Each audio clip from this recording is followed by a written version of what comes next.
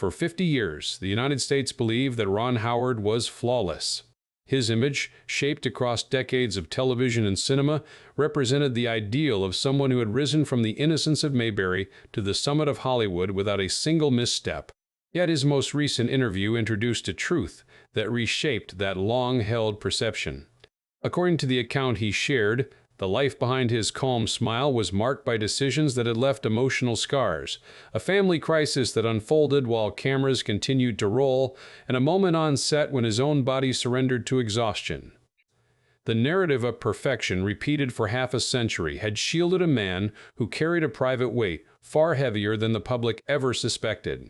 The story begins long before Ron Howard became a director, a producer, or a symbol of American entertainment. It began in Duncan, Oklahoma, where he was born in 1954 to parents whose lives were already intertwined with the screen. His father, Rance Howard, had adopted his stage name in the late 1940s before serving in the Air Force, and his mother, Jean Spiegel, had trained as an actress. When Ron arrived, he entered a household where dialogue was spoken not only in conversation, but in the cadence of rehearsed lines and the movements of actors learning their craft. It was a world that shaped him before he understood what shaping meant. When he appeared on film at 18 months old, audiences saw a charming toddler, unaware of how profoundly the experience would define the rest of his life. What viewers did not see was the subtle erosion of a childhood exchanged for call sheets and camera marks, nor the quiet tension of a family betting everything on proximity to the rapidly shifting center of American television. As the Howards left Oklahoma for California, Ron entered an environment where the distance between innocence and responsibility narrowed with unusual speed. While other children learned to ride bicycles, he learned where to stand under studio lights. The momentum that followed seemed ordained. Producers, writers, and directors noticed a presence in Ron that went beyond childlike appeal. He did not perform with exaggerated sweetness. He responded with sincerity. According to early colleagues, that honesty distinguished him far more than talent alone. As the projects accumulated, the public saw a child star rising effortlessly, but the truth beneath that rise carried loneliness, pressure, and expectations that no child could articulate. These elements, unspoken for decades, were the origins of the revelations he shared in his recent interview. They were not confessions designed for shock, but acknowledgments of the private costs that accompanied the public victories. His story, once viewed as a model of stability, now appeared more complex, shaped by the shadows that had followed him across generations of audiences. But behind the glamour and the excuses, what mechanisms are really driving this crisis? We will analyze every detail, from the initial mistakes to the irreversible damage, to see how the entertainment world works and how an icon is redefined. Long before Ron Howard became a director whose name would appear on some of the most acclaimed films in American cinema, he lived a childhood shaped by circumstances that offered both opportunity and quiet emotional strain. The earliest years of his life unfolded in an environment that was less a home and more a preparation ground for a career he never consciously chose. Born into a family of actors, Ron entered a world where ambition, discipline, and performance were everyday currency. His father, Rance Howard, served as both a model and a cautionary presence, a man who balanced military service with the uncertain life of an actor. His mother, Jean Spiegel, carried her own training in performance, introducing Ron to a household where creative ambition and financial instability existed side by side. The family's move from Oklahoma to California marked a defining shift. They were not pursuing glamour or social elevation.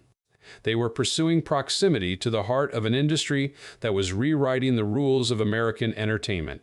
The Howard family packed their belongings and followed the migration of television westward, treating the journey not as a gamble, but as a necessity.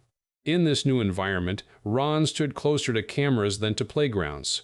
While other children played in backyards, he spent his days walking among sound stages, overhearing rehearsals and observing actors adjust their performance under bright lights. The first significant imprint on his life came with his screen debut at 18 months old. The set of Frontier Woman became an unexpected nursery, introducing him to a professional world that rewarded calmness, discipline, and emotional responsiveness.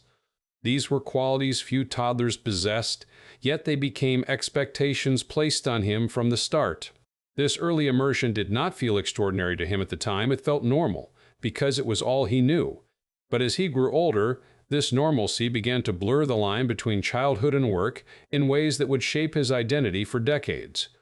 The momentum intensified when he joined Playhouse 90 and various television projects, even before entering elementary school. In Burbank, his home life and professional life merged into a single structure, one in which his father managed every detail of his earnings, schedules, and opportunities. Rance Howard worked tirelessly, taking more than 140 film appearances and 107 television roles. According to later accounts, his goal was not personal fame. It was to remain close to Ron, to protect him, and to maintain a stable orbit around the unpredictable demands of Hollywood.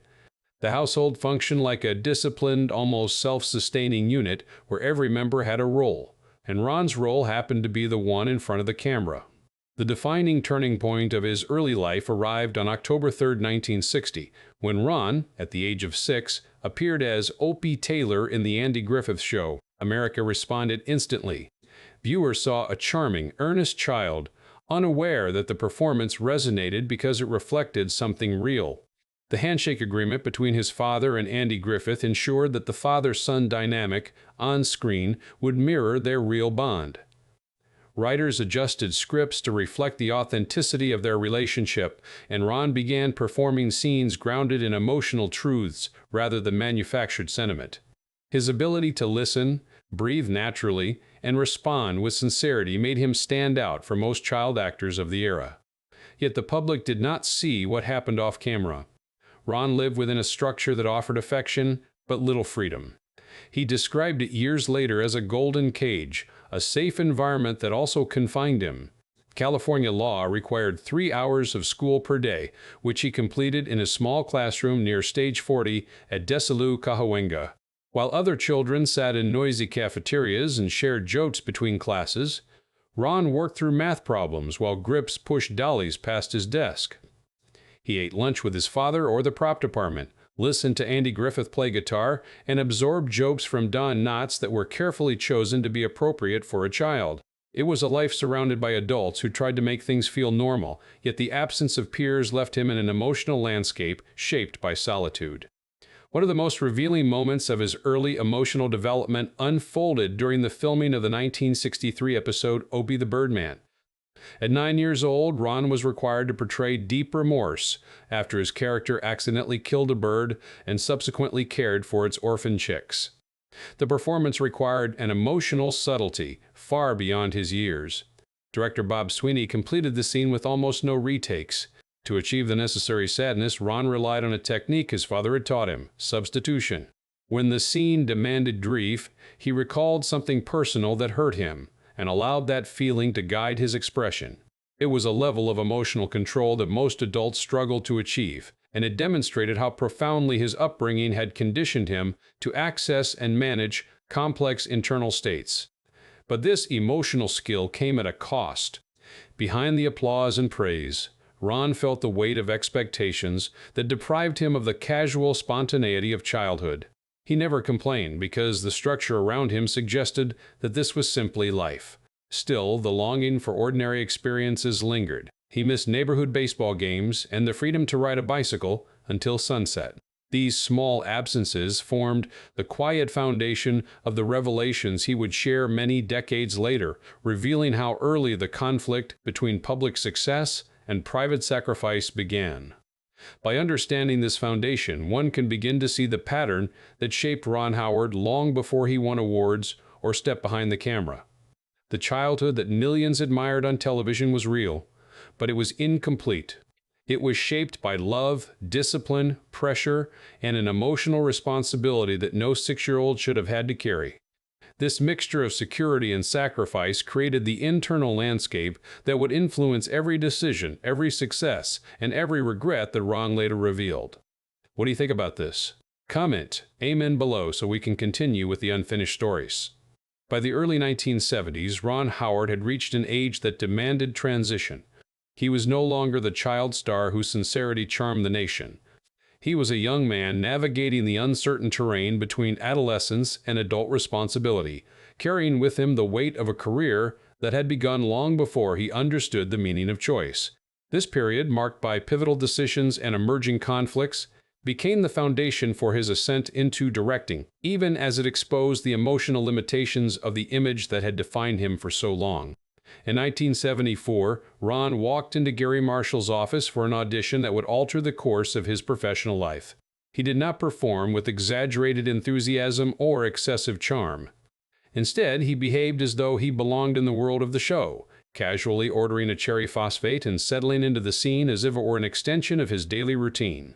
According to accounts from the production team, the authenticity of this moment distinguished him from 35 other actors competing for the role.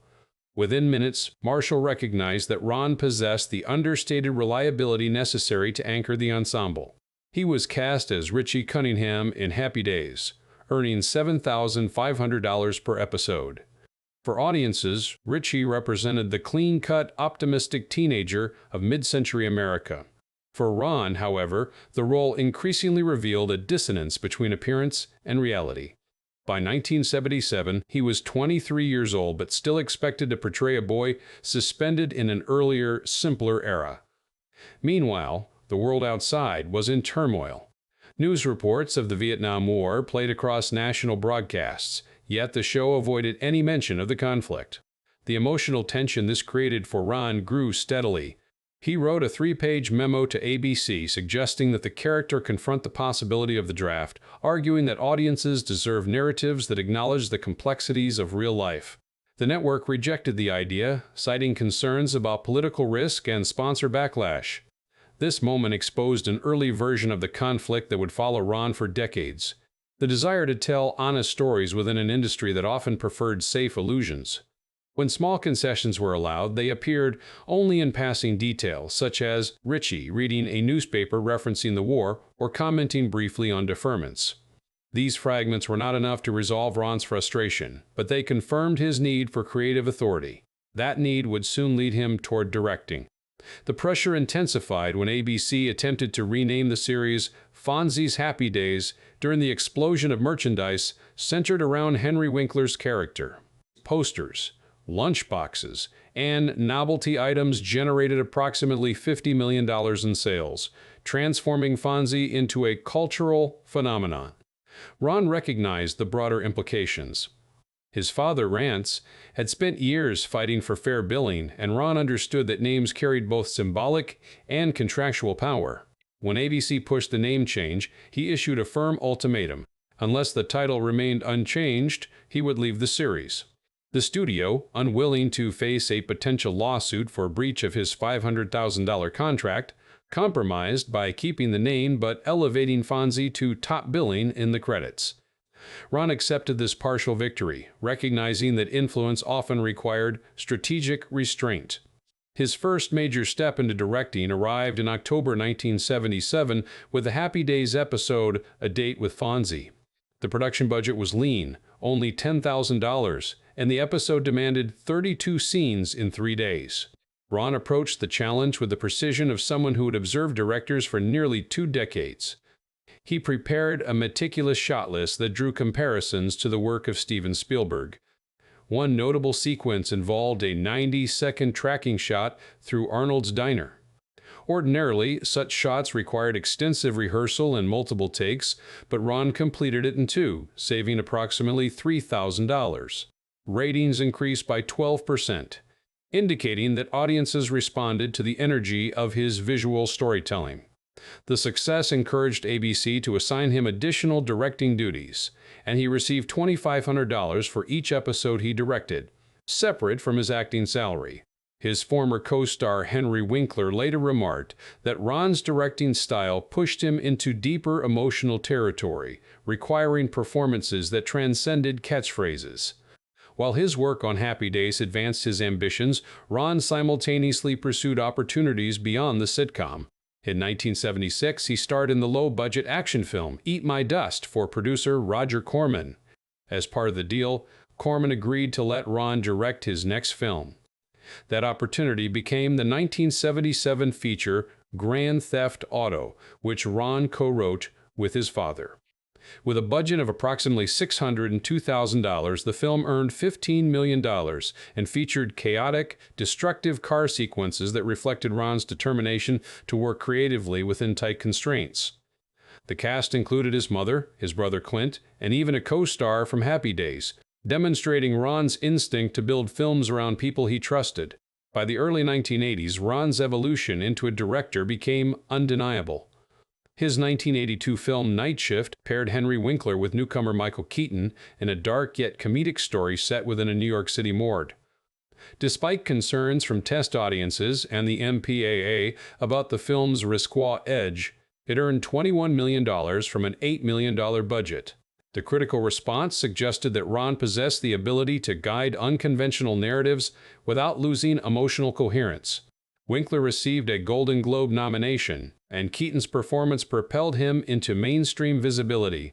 2 years later, Ron directed Splash, a romantic fantasy starring Tom Hanks and Daryl Hannah. The film marked Disney's first release under the Touchstone label and earned nearly $70 million from a budget of $11 million. Daryl Hannah performed her underwater scenes without a stunt double, enduring extended hours in a mermaid suit that weighed approximately 35 pounds. The original ending, in which Alan remained on land while Madison returned to the sea, tested poorly with women during early screenings. After adjustments, the final scene depicted Alan diving after the mermaid, an emotional conclusion that audiences embraced. The film received critical acclaim and earned an Academy Award nomination, confirming Ron's expanding influence. In 1985, Ron and producer Brian Grazer co-founded Imagine Entertainment, an ambitious company that sought to merge film, television, and premium content at a scale rarely attempted by such young filmmakers. They took the company public and secured major partnerships with TriStar Pictures, Showtime, and the Movie Channel. Over the following decades, Imagine would accumulate more than 40 Oscar nominations and nearly 200 Emmy recognitions, establishing itself as a fixture in Hollywood's production landscape. The pursuit of realism reached new heights in 1995 with Apollo 13. Ron insisted on technical precision, acquiring authentic equipment from NASA, including mission control panels purchased from government surplus for as little as $1. To depict weightlessness, the film crew conducted 10 days of flights aboard an aircraft known as the Vomit Comet, capturing 612 zero-gravity scenes, each lasting only 23 seconds. The intensity of the production pushed Ron to his limits. He worked 18-hour days for 90 consecutive days, overseeing rehearsals, monitoring effects, and reviewing footage late into the night. The strain culminated in a physical collapse on set, caused by dehydration and hypertension. Production halted for 36 hours. When he returned, the crew met him wearing shirts labeled Mission Control, an acknowledgement of both his dedication and the human toll it had taken. Apollo 13 earned $355 million and received 9 Academy Award nominations. Yet the achievement masked the exhaustion that overwhelmed him. Only a few years later, Ron directed EDTV, an $80 million satire that entered theaters shortly after The Truman Show. Critics argued that the film lacked the narrative cohesion of its predecessor, and it ultimately earned only $50 million, becoming one of Imagine Entertainment's more costly disappointments. However, the setback did not diminish his resolve.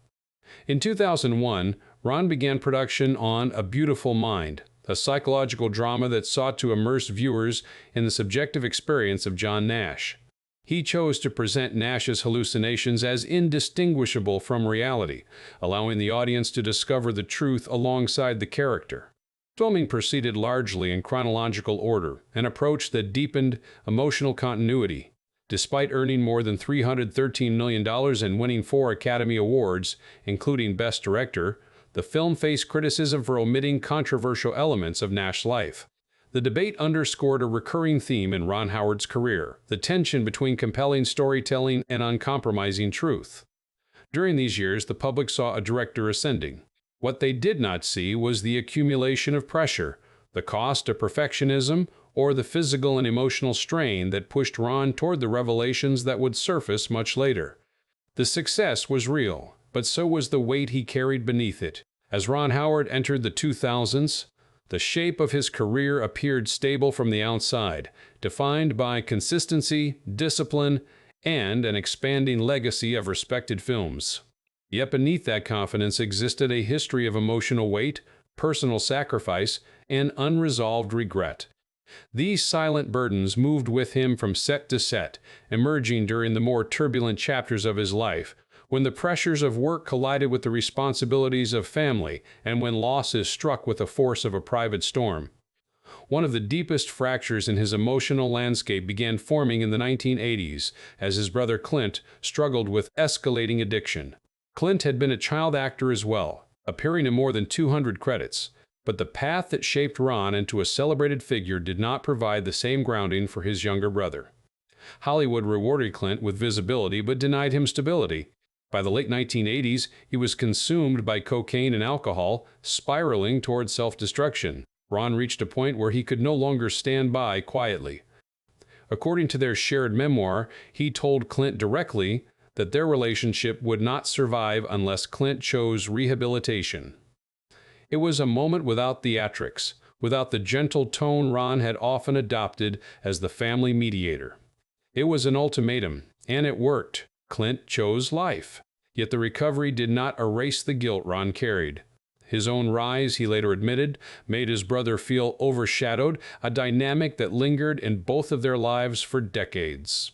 Family conflict resurfaced in a different form in 1991, when Ron made a professional decision that haunted him long after the applause faded. The production of Far and Away required him to spend 6 months filming in Ireland, the longest period he had ever been away from his wife Cheryl and their children. When he returned, his newborn daughter had changed in ways he had not witnessed, and another child barely recognized him. The moment, simple on the surface, struck him with profound force. The cost of ambition had arrived in the form of absence, measured not in missed milestones, but in emotional distance. It was a decision that Ron later described as one of the most painful mistakes of his career, a realization that reshaped his commitment to future projects.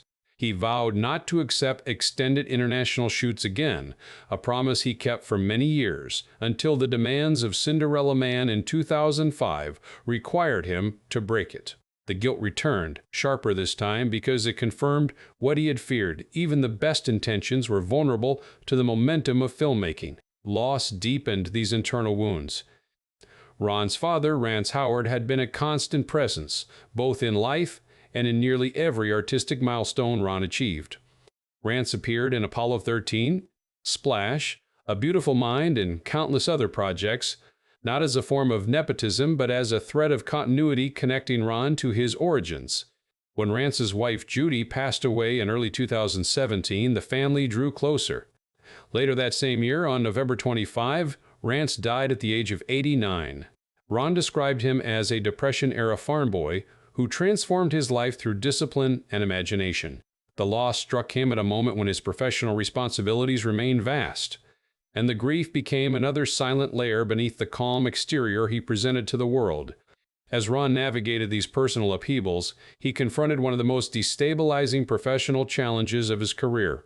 In 2018, he was asked to take over Solo, a Star Wars story, after the original directors were dismissed mid-production. The task was monumental.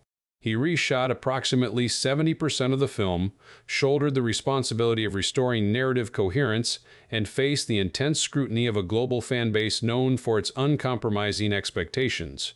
When the film underperformed at the box office, critics and audiences directed their disappointment toward the production as a whole, and Ron absorbed the impact. Years later, he disclosed that Solo brought him dangerously close to ending his directing career. The pressure, the criticism, and the emotional exhaustion rekindled old doubts about whether his success had come at too high a price. Yet a quiet turning point emerged from the person who had once barely recognized him after a long shoot. His daughter, Bryce Dallas Howard, by then an established actress and director herself, urged him not to give up. Her support, grounded in empathy and shared experience, helped him begin the slow process of rebuilding confidence. Through her encouragement, Ron found clarity in the idea that his career did not need to be defined by the outcomes of individual projects, but by the integrity he brought to each story. This clarity guided him toward a number of projects that contrasted sharply in tone and reception. In 2020, he released Hillbilly Elegy on Netflix, a film that divided critics and earned him a Razzie nomination for Worst Director. Despite the criticism, Glenn Close received multiple award nominations for her supporting role. That same year, Ron created Rebuilding Paradise, a documentary chronicling the aftermath of the catastrophic Camp Fire that destroyed 14,000 homes and claimed 85 lives. His personal connection to the town of Paradise, where his mother-in-law had lived, intensified the emotional weight of the project.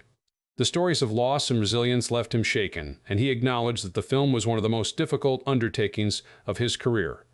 The period that followed tested Ron's endurance once again. His 2025 feature Eden, a survival thriller set in the Galapagos Islands, had originated from an idea he conceived 15 years earlier while on vacation. He wrote outlines on his BlackBerry, fascinated by the psychological tensions that unfold in isolated environments. The film, featuring a strong ensemble cast including Sydney Sweeney, Jude Law, Ana de Armas, Vanessa Kirby, and Daniel Bruhl, carried a budget of $55 million. Despite the ambition behind the project, it opened to only $1 million across 664 theaters. Ron described the result not as a failure, but as a painful reminder of how unforgiving the industry could be. He confessed publicly that he had already been close to quitting, and Eden intensified those doubts. Yet he continued, guided by a mixture of resilience and reflection. By 2025, he had been married to Cheryl for 50 years and had co-led Imagine Entertainment for 4 decades alongside Brian Grazer. The company had produced more than 50 films, earned 47 Oscar nominations and 289 Emmy recognitions, and contributed significantly to the cultural memory of modern cinema. Financially, Ron's net worth exceeded $200 million, but he maintained the humility that his father instilled in him. He focused on mentoring young directors, emphasizing discipline, empathy, and emotional honesty. Still, beneath the achievements and the resilience, the weight of his regrets lingered. Ron carried memories that did not fade with time. The moment his daughter did not know him, the nights when his brother's addiction threatened his life, the grief that followed his father's passing, and the collapse on the Apollo 13 set when his body signaled what his mind refused to acknowledge. These were not moments the public remembered, but they were the ones Ron could never forget. And even now, Ron Howard still wonders what parts of his life the world will never truly see. Across 5 decades, Ron Howard constructed a career that appeared to move with unusual steadiness. The public observed a filmmaker who guided large productions with calm authority, collaborated respectfully, and approached storytelling with a clarity that rarely wavered. Yet the journey behind that reputation reveals a more intricate portrait, shaped as much by vulnerability as by vision. His life, marked by early discipline and unexpected burdens, demonstrates how success can coexist with private fractures, and how even the most admired careers are carried by individuals who continue to wrestle with unresolved moments. In the years following his most difficult professional setbacks, Ron continued working with the same steady commitment that had defined his earliest performances. He remained a constant presence at Imagine Entertainment, shaping projects that reflected a belief in human resilience and the pursuit of second chances. Through changing trends, shifting audience expectations, and the volatility of the film industry, he maintained a perspective rooted in continuity rather than spectacle. According to colleagues, his leadership became less about asserting authority and more about mentoring younger filmmakers who needed the kind of guidance he once received from his father. His personal life moved forward with a similar quiet strength. Ron and Cheryl's 50-year marriage stood as a rare example of stability within an industry known for its transience. Their home life adhered to long-standing rules, including the agreement to avoid work discussions at the dinner table, preserving a space where family remained separate from the pressures of the industry. Their 4 children built their own paths, and Ron's decision to step back from influencing their careers reflected the lessons he had learned about autonomy, boundaries, and emotional presence. Professionally, his body of work continued to grow. Imagine Entertainment accumulated dozens of Oscar nominations and hundreds of Emmy recognitions, building a legacy that extended far beyond Ron's individual achievements. The company's influence reached across genres and platforms, contributing to projects that shaped public memory throughout several decades. Financial success followed, but Ron's focus remained on the integrity of the stories he chose to tell and the people he supported behind the scenes. As he reflected on his life, Ron often returned to the idea that artistic accomplishment and personal fulfillment do not always align. The moments he described with the most gravity were not tied to awards or milestones, but to the instances when his absence left a mark on those he loved, or when the pressures of work overshadowed his well-being. These recollections, shared without bitterness, suggested a man who viewed his past through the dual lenses of gratitude and regret. They also revealed an understanding that every achievement carries a cost, and that the stories audiences celebrate are built on unseen complexities. The emotional clarity he expressed in recent years offered a rare perspective. Ron acknowledged the fragility of balance, the difficulty of protecting family while navigating a demanding career, and the silent toll of expectations that followed him from childhood into adulthood. His reflections did not diminish his accomplishments. Instead, they added dimension to a life that had often been simplified by public admiration. Today, Ron continues to guide new projects, mentor emerging talent, and move forward with a sense of purpose shaped by 5 decades of experience. His legacy, built through patience, discipline, and artistic empathy, stands firmly within the landscape of American cinema. Yet even with all that has been documented, celebrated, and remembered, Ron accepts that portions of his story will remain private, carried quietly alongside the chapters the world already knows. And even now, Ron Howard still wonders what parts of his life the world will never truly see.